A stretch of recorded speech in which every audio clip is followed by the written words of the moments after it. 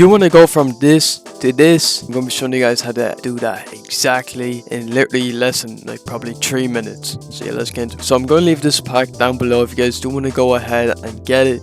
I'm going to literally show you guys how you can just, you know, get a nice looking cover in literally like 2 minutes. So I'm gonna just drag in this image of Carti, and I have it down at the very bottom, well not the very bottom but above that little layer.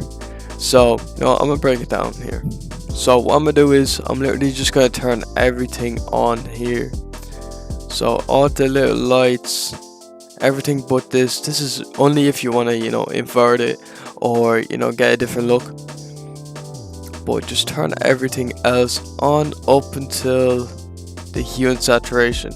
And the reason I say that is because this last gradient map is just if you want to go for the black and white look. Now once you're in the hue and saturation, you can change the color to whatever you want and it's gonna look fire, and you can bring the saturation up too if you want.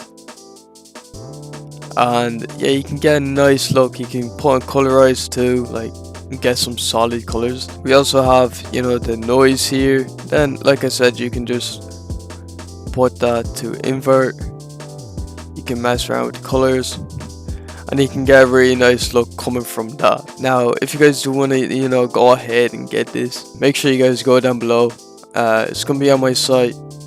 I have hella shit on my site. I just run preset packs like this and loads more. This is just a simple little preset pack that I cooked up for you guys.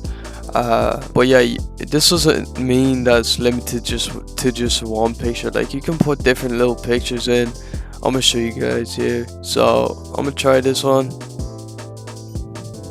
We can put that like right here. I'm gonna just put it right there. I'm gonna just do like a quick little